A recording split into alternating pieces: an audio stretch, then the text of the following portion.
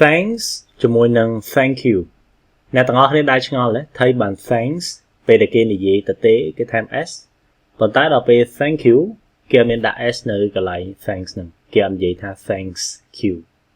ដែលឆ្ងល់ទេហេតុអីមិនវាខុសគ្នាអញ្ចឹងនៅក្នុងវីដេអូនេះខ្ញុំនឹងប្រាប់អ្នកទាំងអស់គ្នាពីភាពខុសគ្នាថាហេតុអីបានយើងដាក់ s នៅ thanks ប៉ុន្តែនៅក្នុង thank you យើងអត់ដាក់ s វិញសួស្តីអ្នកទាំងអស់គ្នាសូមស្វាគមន៍មកកាន់សាលាភាសាអង់គ្លេស Ednich វីដេអូមេរៀនមួយនេះគឺខ្ញុំដកស្រង់ចេញមកពី app Ednich online របស់សាលាភាសាអង់គ្លេស Ednich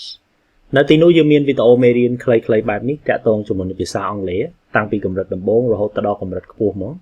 ហើយវីដេអូមេរៀនរបស់យើងមានច្រើនហើយរាប់ពាន់ហើយតាក់ទងជាមួយនឹងវេយ្យាករណ៍ vocabulary writing TOEFL IELTS លក្ខណៈមើលវីដេអូមេរៀនហើយមានលំហាត់ធ្វើ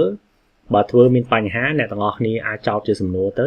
លោកគ្រូអ្នកគ្រូនៅលើ app Ednich online ហ្នឹងនឹងជួយឆ្លើយជូនដល់អ្នកទាំងអស់គ្នាទៀតចាប់អារម្មណ៍ចង់ប្រើប្រាស់ app ហ្នឹងសូមតាក់ទងទៅ Telegram ដែលមានលេខ011 45 55 67ឥឡូវនេះយើងមកពិនិត្យមើលមេរៀនខ្លីរបស់យើងថាតើ thanks ហ្នឹងហេតុអីមកគេដាក់ s ប៉ុន្តែដល់ពេល thank you វិញគេដាក់ s វិញបើគិតជាលក្ខណៈអត្ថន័យវិញតាមពិតពីរហ្នឹងអ្នកទាំងអស់គ្នាអាចគិតច្រើននេះពីព្រោះវាសាមញ្ញទេហើយអត្ថន័យវាក៏ដូចគ្នាដែរយើងចង់និយាយថាយើងអរគុណទៅគេប៉ុន្តែបើគិតជាលក្ខណៈវេយ្យាករណ៍អ្នកខ្លះគាត់អាចច្រឡំក៏ដាក់ s នៅជាមួយ thank you អញ្ចឹងឲ្យដូចមួយ thanks ប៉ុន្តែពាក្យពីរហ្នឹងបើអ្នកទាំងអស់គ្នាគិតជាវេយ្យាករណ៍អីច្រើននាំតែអ្នកទាំងអស់គ្នាពិបាកយល់ទេពីព្រោះទាំងពីរហ្នឹងវាសុទ្ធតែចូលលក្ខណៈមួយគេហៅថា interjection មានន័យថាជាសម្ដីដែលគេប្រើប្រាស់សម្រាប់និយាយជាក់លាក់មកពាក្យហ្នឹងជាទូទៅគេអត់ដូរអីច្រើនទេហើយគេប្រើបែបហ្នឹងប៉ុន្តែវាមានប្រភពរបស់វាហើយដោយសារប្រភពរបស់វាខុសគ្នាហ្នឹងហើយបានមួយមាន s មួយអត់មាន s ហ្នឹងប្រភពនៃ thank you គឺវាចេញមកពី I thank you ចឹងឃើញទេ I ចឹងហើយបើ thank នៅហ្នឹងដែលវាជា verb ហ្នឹងអ្នកទាំងអស់គ្នាឃើញគេដាក់ s ទេដោយសារវាចេញពី I ទៅណា I thank you ប៉ុន្តែចំពោះ thanks វិញប្រភពមកវាមកពី I give you thanks ឬក៏ I give you my thanks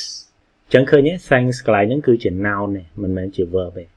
ហើយ noun នៅក្នុងភាសាអង់គ្លេសពាក្យខ្លះបើទោះជាវាមានជម្រើសរវាង singular ហើយ plural ក៏ដោយគេជ្រើសរើសប្រើវាជាលក្ខណៈ plural ដូចជាពាក្យ sports ពាក្យ clothes អីហ្នឹងអ្នកទាំងអស់គ្នាឃើញពាក្យទាំងអស់ហ្នឹងសុទ្ធតែមានជម្រើស singular ប៉ុន្តែពេលគេប្រើប្រាស់គេនិយមប្រើប្រាស់វា plural មាន s ចឹង thanks ហ្នឹងជាករណីហ្នឹងដែរហើយ thanks ដែលមាន s ហ្នឹងពេលខ្លះអ្នកទាំងអស់គ្នាឃើញគេប្រើ thanks តែទេហ្នឹងក៏ប៉ុន្តែពេលខ្លះក៏អ្នកទាំងអស់គ្នាឃើញគេប្រើមាន determiner នៅពីមុខហ្នឹងដែរដូចជាពាក្យ many អញ្ចឹងណា many thanks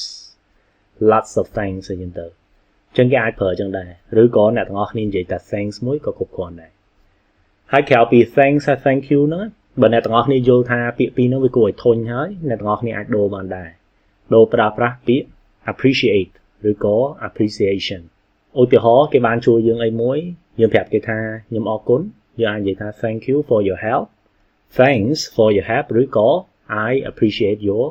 help ចឹងប្រើតាមចិត្តទៅណាមួយណាក៏បានដែរហើយឈប់ឆ្ងល់ទៅហេតុអីបាន thank you អត់មាន s តែ thanks មាន s អរគុណអ្នកទាំងអស់គ្នាដែលបានចំណាយពេលជាមួយខ្ញុំបើសិនជាអ្នកទាំងអស់គ្នាយល់ថាវីដេអូមេរៀននេះមានប្រយោជន៍កុំភ្លេចចុច like ហើយ share ដើម្បីឲ្យអ្នកដទៃទទួលបានផងចាប់អារម្មណ៍ចង់ប្រើប្រាស់ app Ednich online សូមតាក់ទងទៅ Telegram ដែលមានលេខ011 45 55 67អរគុណជំរាបលា